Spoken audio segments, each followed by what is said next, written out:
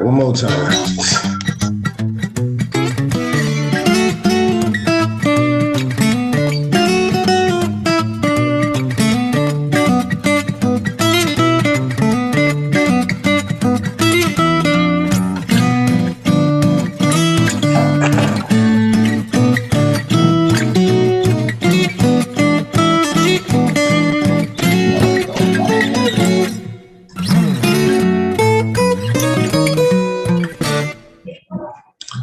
All right, I think that's 3 times a charm. I think that's good enough, and I'll show it again later on, maybe for whoever joined later on.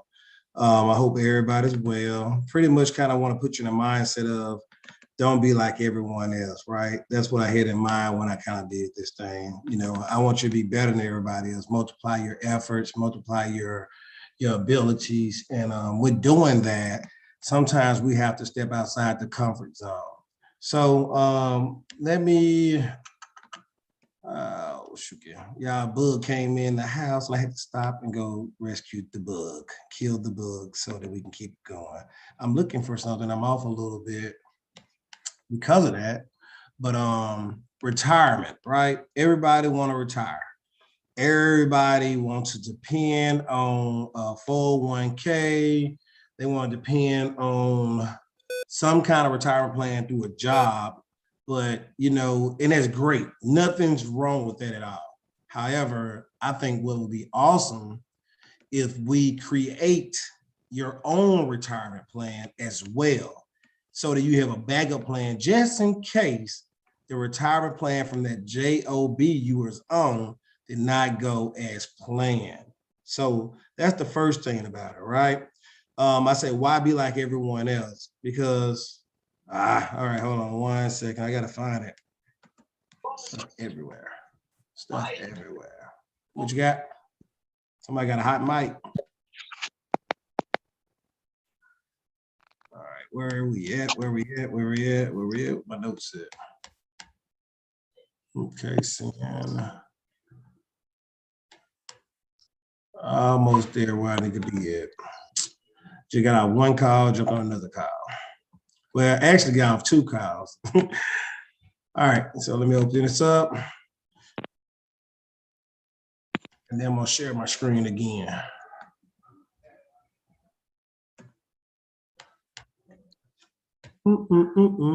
Stop sharing and then share again. Screen 2, there we go. All right, so guys, like I said, I'm trying to find a way to just energize this, right? Retirement. Everybody want to retire. So you got 401k, you got 403b plans, you got RA plan, profit sharing, blah, blah, blah, blah, right? And when you think about this, this is just, hey, this is straight Google. Now, this is all the research came straight from Google, and it's just a point of reference, How many employers offer benefit plans? I just kind of want to give you a frame of mind when you think about this. Just 50% of companies surveyed offer retirement plans, right?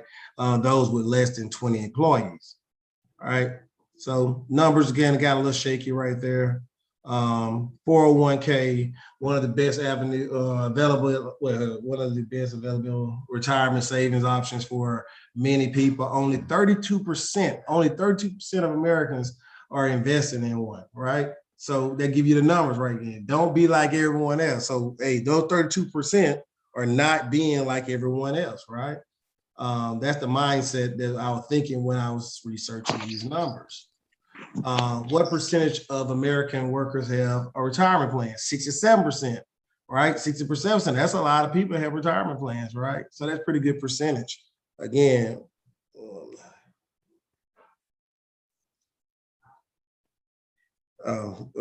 somebody asked me about the getting in. They try to get in. All right, so 67% do have a retirement plan, so that's good. That's a lot of folks that do have at least a retirement plan. How many people are employed? All right, so this right here is the poor, the massive. Everybody just employees, right? They just work. They're working a job, right? That's a lot of people. Do you want to be like the few, or do you want to be like the many? That's the mindset I want to put you in with that part of it. That's why I kind of researched that. 157 million, that's a lot of people. So do I want to be one of them, or do I want to be a part of the 50,000 or the 20,000 or less? All right. And then where's small business statistics, right? Again, if you're working as an employee, your mindset is an employee mindset, and you're amongst the many, right? Once you start being a business owner, you get into another cash flow, another quadrant level, and now you have ownership in something, and now you can build your own retirement. Now you can build your own future, and you can help stuff, right? As an employee, I go to work, I do a job, I get paid, I get benefits, which is awesome. I mean, I love what I do. I love the benefits I get from my job. I love the fact that, hey, we get group buy-in, right? Group health insurance. It's a discounted insurance. You know, nothing's wrong with none of that. Do all that. Continue to do that. You got a W-4 form. Guess what? If you want to go buy a house, a car, or something, all they need to know is that you're making money and you're going to be able to pay the note. So it's absolutely perfect, right? But at the end of the day, I want to be a part of the 31 million that have a small business. I want to be a part of that number as well. Not only the people that are just employees, not only is 157 million, right? We already part of them, we working. I want to be a part of a selected few. I want to own my own business. And I'm gonna stay right there a bit longer. When you own your business, I mean, how many of you on this call go to work and complain about the boss, complain about the job, complain about everything going on, or saying something about somebody else or what you should do different? Guess what? When you own your own business, you're the boss. You can do something different, and you have a solution. And guess what else? If they don't give a retirement plan at your job that you're working, now you can create a retirement plan for your family and yourself. No longer blaming the boss, no longer blaming the company, no longer blaming anyone else, because guess what you're doing? You're taking action to do something positive and strong for yourself. All right. My goal is to try and help you retire in 10 years. 10 years. And that's going slow and steady. Slow and steady 10 years, right? This question asks, how many homeowners are in the United States, right? 2021, 82 million, right? 82 million homeowners, right? That's a good number compared to that 157. If we just want to use that point of reference, that 157 million. You know, out of that 157 million, 82 are homeowners. Again, you're not with the crowd. You're part of the selected few by owning a home. And there's nothing wrong with renting. I promise you that. Not trying to say that. Hey, it's nothing wrong with renting. Nothing wrong with renting. Nothing's wrong with renting. Absolutely. I travel a lot. I'm in the military. I rent when I first get to a location because I have so many properties that I don't want the headache of keeping up a property when I move. I want the headache of how I'm going to get something fixed when I don't know anyone in the location. I want the headache of have to worry about, okay, what's the bill's going to be like this month, and then the bill's going to be different next month. Usually when you rent an apartment or something like that, the water bill is included, this bill is included, electric bill be low, stuff be grouped. So renting is good, right? Some of the wealthiest people in the world rent. They have a rent house that they rent when they go out of town. They stay in Airbnb. They stay in other locations, right? So renting is nothing wrong, right? Not trying to say that at all. But if you are a homeowner, you are part of the few. Kind of wanted to look at the statistics on renting, 2021 with landlords. I was trying to figure out that part a little bit. How many landlords out there? So they say 44 million rentals units. They're just talking about the units, really don't talk about the independent landlord, but say like 24 million, right? Then they give you another little number. Can you mute your mic, please, if you're not talking? Can you mute your mic? All right. Yeah. All right, there we go. So there's more about it, right? Landlord, how many landlords? Accountants, we want to put your mindset that you want to be a part of the few. Again, the numbers keep getting lower. Keep getting lower, right? So I want to be a part of the few, not the masses.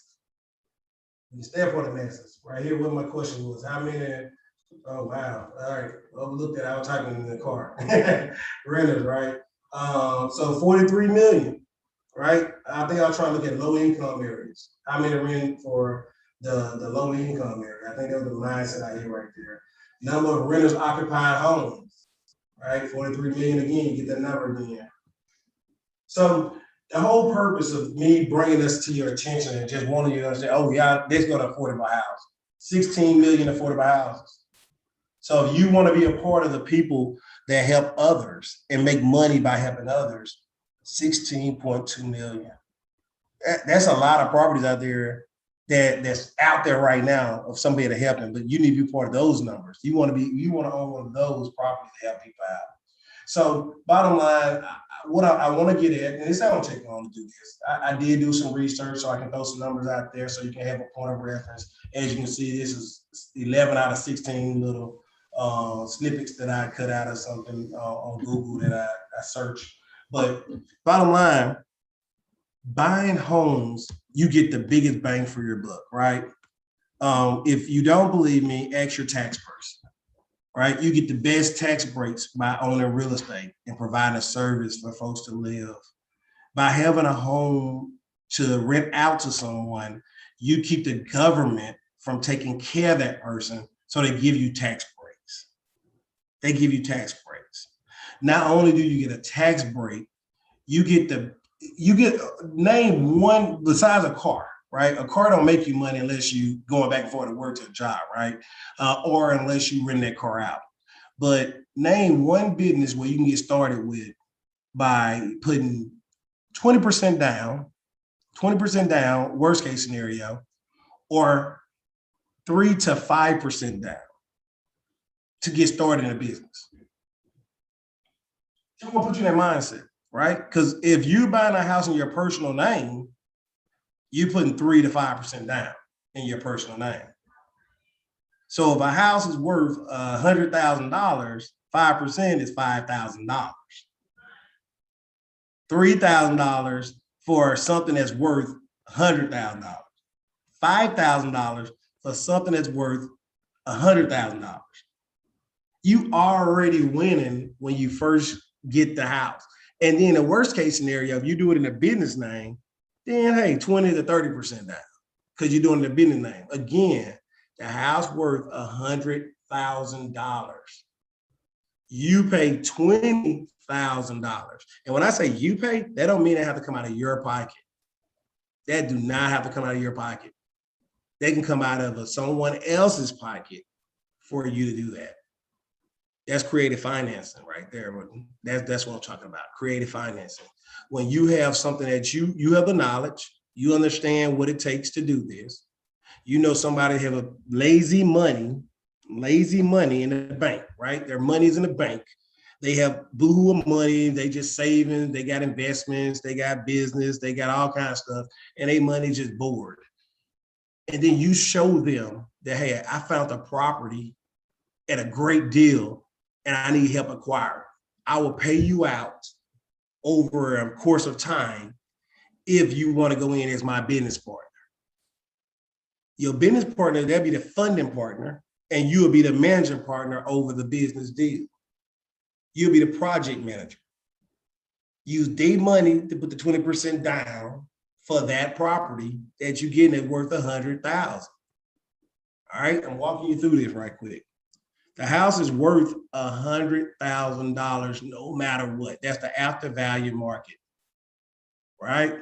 And you buy that. Well, let's scratch the 20% down. Let's say that you got a contract. You get somebody that sell you that house for $30,000. $30,000 cash. The house is worth $100,000, no questions asked, if you go to the bank and refinance. Now, this is the homework you have to do. You have to go to the bank and find a bank that'll let you have to find out what's your seasoning, right? How long do I have to keep this house in my name before I can refinance this house and take it out of my, before I can refinance it to a cash out refi, right? So that's some of the homework you gotta do. You gotta figure out a title company that will work with you as you do these deals. But The house worth 100,000. You get it on the contract for 30,000. And you find somebody now, you see the difference, 70% off. You got it 70% off on the contract. The house is still worth 100,000. You find somebody else that don't mind having that money to give you the payment for it and buy it. They buy it with their money, their cash, but they got ownership, 30% ownership in it because they put 30% down. You're gonna manage it, you're gonna run it, and you're gonna write a contract with them that you'll pay them off in what, 5 years. I mean, you say 5, 10 years, it don't matter, right? But you only need to know how long is the seasoning, how long do I have to keep this house before I can refinance and do a cash out and get my money back. Now, you get the property, you get a renter in it. On a $100,000 house, your note shouldn't be no more than $400, $450. Let's say $500 for the heck of it, $500 a month. But you rent the house out for $1,000 a month. All right. Now you have to pay that person back that brought the money, that 30,000. So you just make a deal with them that, hey, 30, let's say 5 years, that's 60. What is 5 years, 60 months, or 72 months? Where am I at? Yeah, 60 months. So you divide the 60 months to the amount of money you owe them, and then you pay them back. That's how you pay them. Every month they pay you, the renter pay you, you pay them that percentage back, that money back, and you're cash flowing the rest. Sweet deal. Now, this is the best part of that deal. As every time that tenant pay that rent, you're building equity again in that house, and it's building up cash value again. So you're getting more money. You're getting paid twice. You're making a cash flow each month, putting money in your pocket. You're paying off a loan that somebody else used with their money. You're paying them back their money. And then the equity is growing in the house. They're paying down the loan amount. Now, after like 2 or 3 years, you're seasoning up with the bank saying you refinance. Now you can pay that person off that gave you money all in full. You can refinance that house, use the bank money. The bank money gonna put it all in the closing costs. Everything will go there. Your note probably be lower because the person paid the house note for the last 5 years, 3 years, 4 years, or whatever the agreement is. And now you can cash out, cash that person, pay that person off, and now you're just making straight cash flow. Let me show you the beauty of this. I mean, let me tell you the beauty of this. I ain't showing you anything. Let me tell you the beauty of this. You're charging every year, you're going up on your interest, on your rent,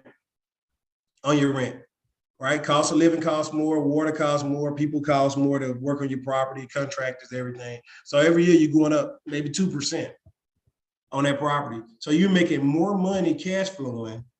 They paying off your equity. They paying your equity down, right? Amortization. And you're paying off the other person that you borrowed the money from, and you didn't use any of your money. So you're making money. Now, the only problem is you're managing. So you're working, right? You have to be over there when the toilet floods or whenever the air conditioning go out, whenever you get all these phone calls about, hey, the roof leaking and all this and that, and you have to save a little bit to pay the people to fix it, but you're making money. Now, this is the beauty of the thing. That's just one house. You're cash flowing about $300 on it. Before you know it, you figure out how many houses you need to replace your salary that you're making at a job. Keep working, but now you're trying to figure out how to replace it as a goal point. As a point. You know, if I want to drive across the town, I'm about to put something in a GPS. All right. So when you start running a business, you have to figure out why are you doing it? What's your purpose? What's the end state? So I would tell you, just advising you, your first purpose is to try and replace your salary. If you can replace your salary and have a salary, you making money, the amount of money you're making on your job, I think that's a sweet deal, right? You're making money from a job. You got your W-4s, you got your job security, you get up every morning, you're happy with your job, you love your job, and now I got to aim to build a side business where I actually replace my salary and I double my salary. Can you see the benefits of that? And if you keep doing it and keep doing it and keep buying more and buying more properties, you see how you can retire in 10 years? Because if you replace your salary, I didn't tell you to go and spend the money. I ain't say go vacation. I ain't say go buy no cars. I ain't got, what you're going to do is you're going to pay off all your properties with that extra money. Keep working your 9 to 5. You love your job. Your job haven't done anything to you. Nothing. You just want more, and you want a legitimate retirement that you created for yourself and your family. Let me show you how you're going to secure your investment. You're going to put insurance on you. That way, if you have kids left behind, if you have a significant other, a spouse, parents, cousins, nephews, whomever you want to leave this property to, you're going to have enough insurance on you to pay off all of the properties and all of it. They can bury you with the money in the bank. They don't need to. You don't need no extravagant funeral. The money in the bank bury you. Your money you got in your rainy day account can bury you. 10 grand is all you need or less, right? That money bury you. The insurance money pay off all the assets. Now you leave everybody assets, money, and they got a guaranteed retirement plan before you even pass. They ain't got to work. They got a guaranteed retirement plan for them. Because if the houses are paid off, all you're paying now is insurance, taxes, and maintenance. Insurance, taxes, and maintenance. Do you see how you can retire now? It's easy. Come up with your own number. You know how much money you need each month. You know how much you already paying out your bills right now. Oh, this is another example I was gonna give y'all about Apple. I was gonna say, hey, Apple had 147,000 employees, right? But then you go into how many of these folks are, you go from employees to who's the executive. There's only 22 executives and there's only one CEO, right? I want to be a part of the 22 executives. It'd be nice to work for Apple, but I like to be one of the executive officers or either CEO, the top levels. All right. So I kind of want to try to help y'all get the mindset of with your business. Hey, work your job, be like everybody else in that part, but why stay being like somebody else? Create your own retirement. Don't depend on others. That's the whole purpose of why. That's why I said that statement. Why be like everyone else? We want you to be among the few, right? It's only one CEO of Apple, right? At one time. Hey, create the CEO of your business. That's my encouragement to you. All right, that's all I have for y'all tonight, man. Any questions? Anything sounded cloudy? I know I kind of ran through it a little quickly. What you got? Open your mic up and talk to me.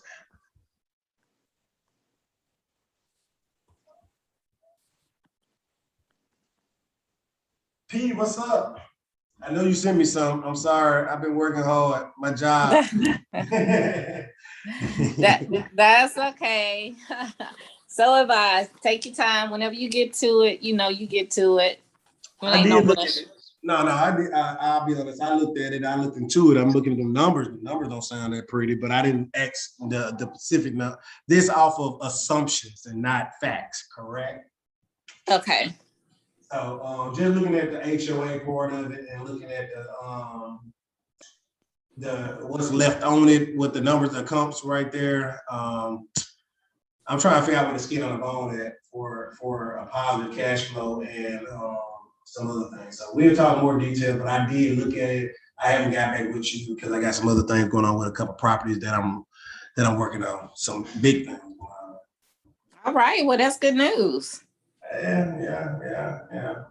We got a month left on the property. You know, that one I did it out on Vivian Street. You got what? You got a month left, you said?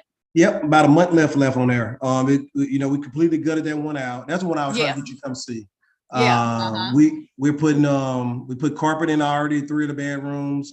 Finished out 1 bathroom. I think he's going from the back to the front so that he don't mess up the flows and stuff. But baseboards up. I think trim out bathrooms and kitchen, and we pretty much done. I got the electric on and everything else. Oh, that's good. You still with that same crew? Negative. That's what I said. I got other things going on. We had to let them. Okay. They had to let them go. TKO. Okay, all right. You're gonna let me know how this new crew do for you.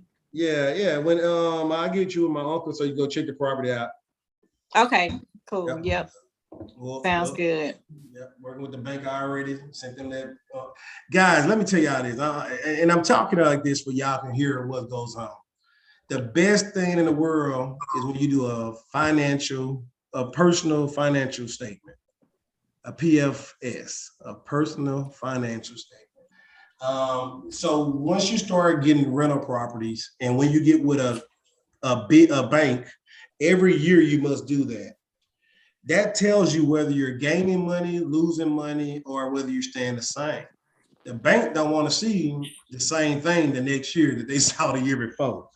And when I tell you that, that's the best feeling in the world when you feel one of those out, because you never really pay attention to what you're doing and what you're growing. But once you feel that out, that's when you see the fruit of all the labor. Now, I never said not one time that trying to build your own retirement is easy. I never said not one time that this is not hard work, because you are doing something that everybody's not doing for a reason, right? The nurse don't get paid what the doctor get paid. The doctor gonna get paid what the custodian get paid. The nurse don't get paid what the secretary get paid, right? Everybody's job have a certain level of responsibilities and risks that they have to take, and your financial gain is based off the risk you take.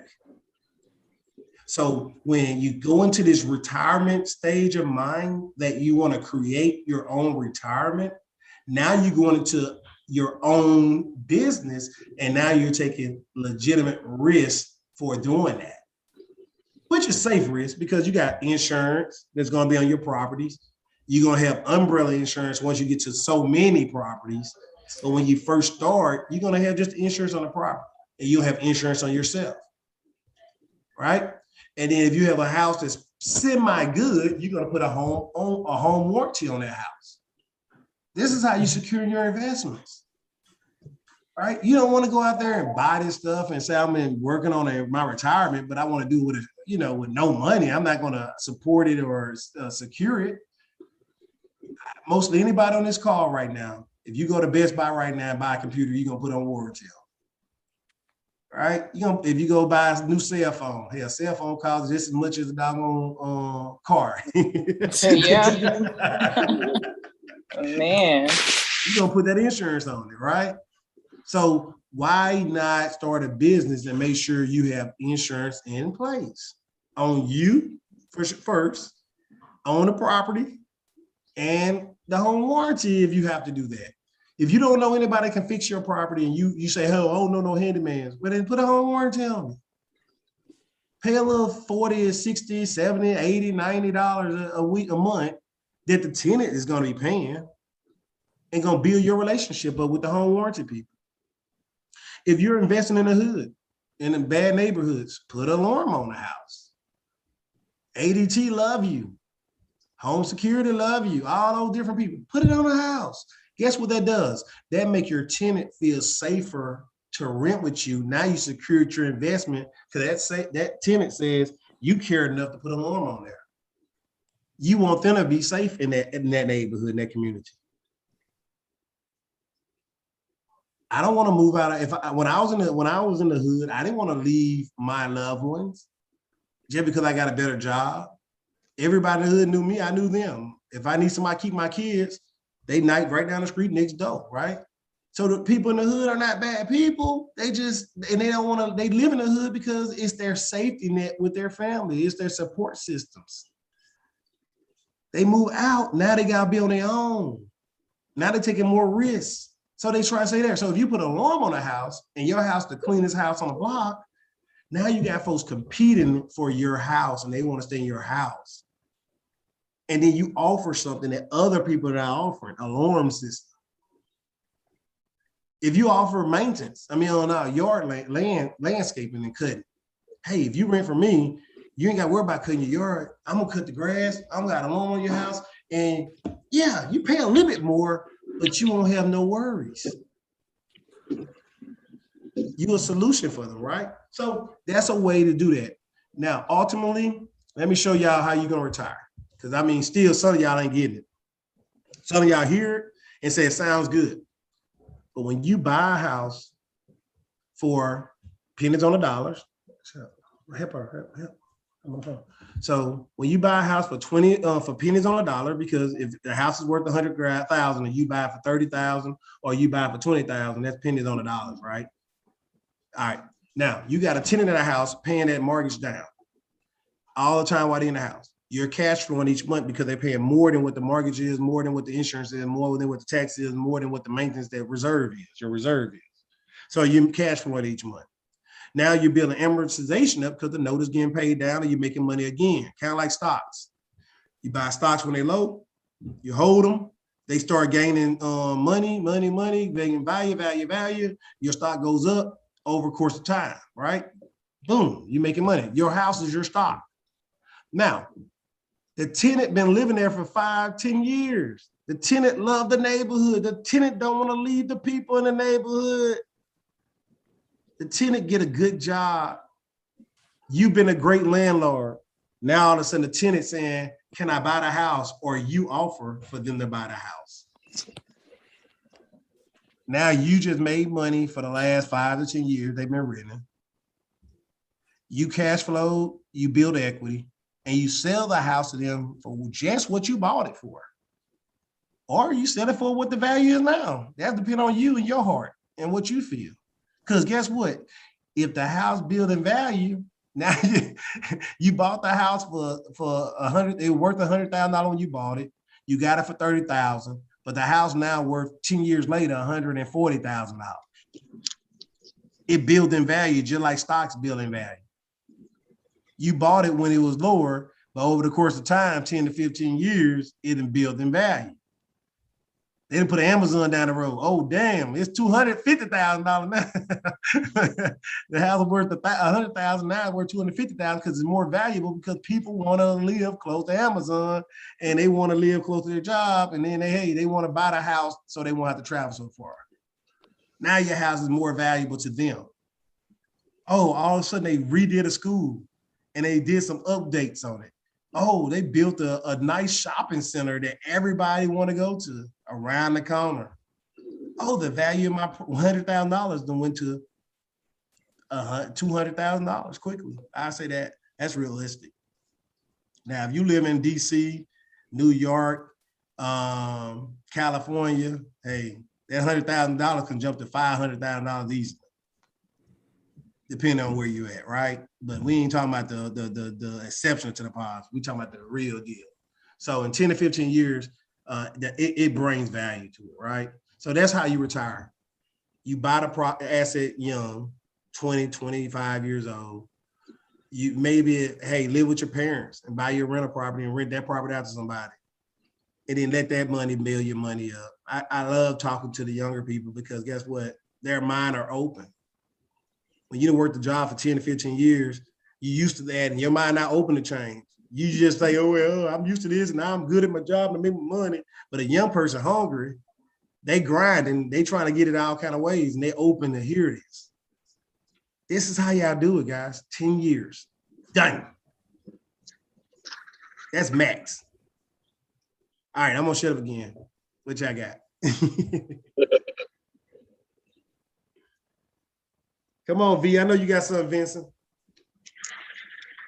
No, I'm just listen to the good song you singing.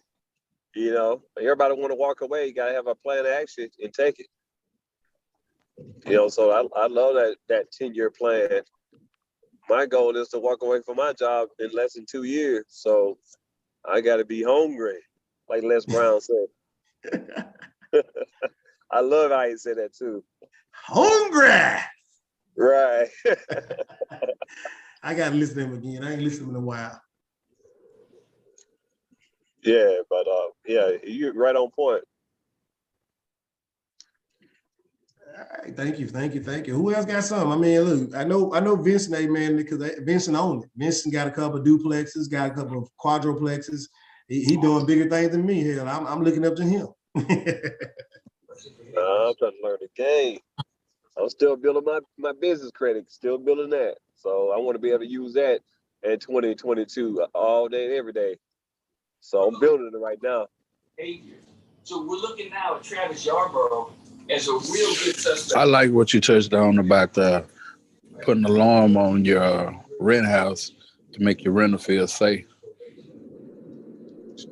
Absolutely. I got let me see how many houses I have with alarms on them. I mean, now I'll be honest with you now. Usually the first renter that rent the house out, they stay there for quite a while. With ADTs to 24, usually like a 24 to 36 month contract. And they usually the first person to go in the house is the one that really care about the alarm.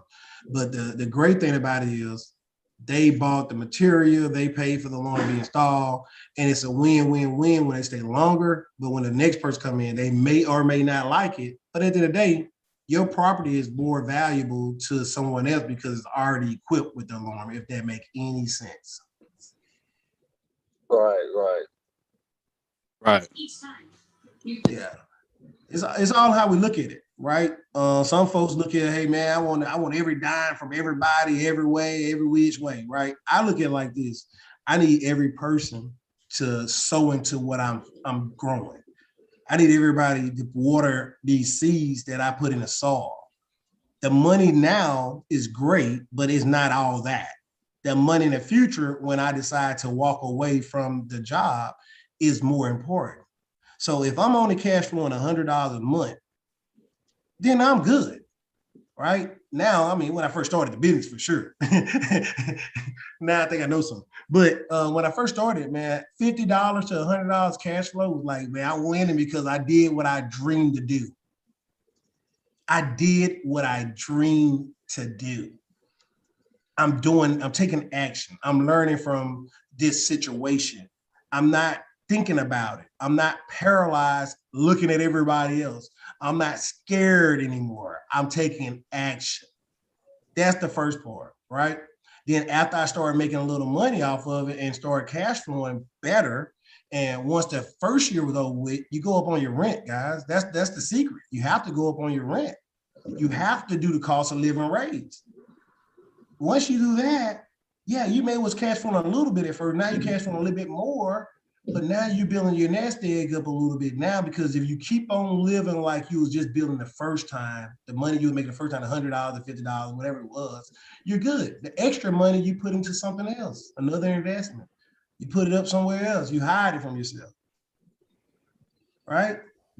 Hey, look, I'm gonna give another gem. I gotta give you another gem, y'all. I got to open you up 2 business accounts, one at one bank and one at another bank, right off the bat. Once you start cash flowing and once you get raises, send your money automatic from one business account to another business account that you never open. I thought about that. Every time you get a raise on those houses, that extra money set up an automatic deposit to go to that other place. And that way you keep your money looking the same in one bank. You live like you broke because you only see the minimum, but you're building your nest egg up in another bank. Boy, that makes sense. That was a gem right there. I just gave you a gem. Right. I've been trying to look at that and thinking about doing it like that. So you build a relationship with one bank and you can transfer the money to another account. So you build a relationship with them too. So absolutely. I was like, wow, that's pretty neat. I like that. Absolutely. It just helps. I mean, like I say, it helps with a nest egg. If you never pay attention to the other bank, you don't never, do the online bank where you don't get the paper statements or nothing. You don't really remember the place exists. Think about how much money you'll gain over 5-10 years if you don't pay attention to that money that's going away. Yep, absolutely. That's what me and my another nugget. That's me and my brothers and sisters did, and everybody put $100 a month in it. And guess what? It come out right out of my check, and I never noticed it. Never.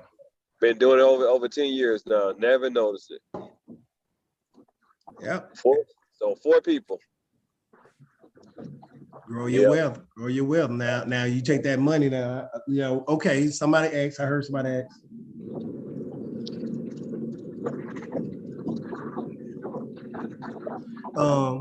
Yeah. Now the thing about it is, somebody asked, why would you do that? What's the purpose? Why would you do that? Because if you want money for your next investment to do a down payment, there you go. If you want to buy some cash, there you go. That's why. It's not just to do. It's not just to do it just to do it. It's got to serve an end state. If I want to go buy something cash right now, an investment, not a car, not some rings, not some wheels. If I want to go and invest into a business venture right now, hey, Vincent got a duplex. They say, hey man, I need $15,000 down today, right now. I'm gonna give you $5,000 back in 6 months. $15,000 down, $5,000 back in 6 months. Man, sign me up, coach. I'm gonna be 5 G's in 6 months. Yeah, give me that 20 G's back all day, every day. All day, every day. Hey, and you got to look at it this way. What I done on my house that I sold, I couldn't get the funds together quick enough, right? So I went to another investor. He held it for me 30 days. I did 30 days, 31 days. It went up again. I ended up giving that guy $20,000 to hold my account until I got the funds ready to close that deal. You took the word out of my mouth. Transactional funding. That's what they call it, transactional funding. I was like, oh my goodness. So instead of me making the whole 20 plus what I made, I had to get that part away. So really, I learned a lot. I learned a lot from that transaction. You know what I'm saying? But I walked away with a lot of experience and more knowledge, and I probably walked away with $8,000. But the information I learned is priceless. You bought that. My dad'd say, you borrow sense or you buy sense. You bought those sense. Wow.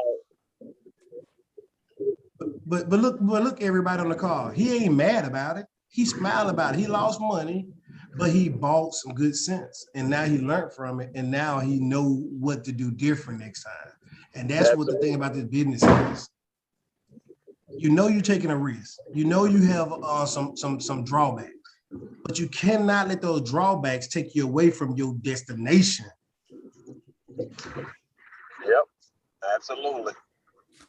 You put the GPS, I'm going to California from New York. Of course you're gonna be driving. And of course, it's gonna be some roadblocks. Of course, it's gonna be some car wrecks. Of course, it's gonna be some detours. But you can't get off. You can't get off course and stay off course. You got to get back on course and get where you're going. Vincent just said he lost some money. He paid a man over 20 G's, and he only made a profit 8 G's. But he ain't mad about it. He ain't fussing about it. He ain't said the man ripped him off. He ain't talk about nobody. But he said, "Hey, I learned some stuff from that." Absolutely. And my investor invested with me. He got his money back. He didn't lose. I didn't lose. You know what I'm saying? So it's a win-win. I look at it. You know, as long as your investor who invested with you, get their money back, and you learn a lot of knowledge, and you still positive, then you're good. Of course, everything ain't be 10 to 20 grand. Of course, it's not gonna be. That's when you get good enough. You can see that 10 plus every single deal. But it takes time to get that great. Absolutely. Well, look, I thank y'all for your time. I appreciate everybody staying on to the end. One other thing, I'm gonna play this one more time because it was just that cute.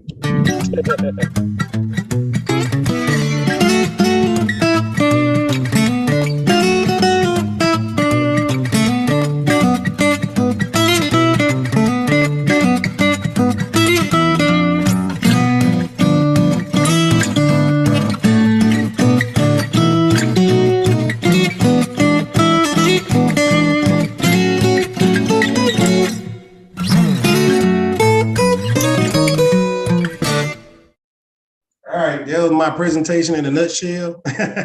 Hey, thank y'all for y'all time. Thank y'all for y'all commitment. Thank y'all for taking action next week on whatever y'all gonna do. Please take action.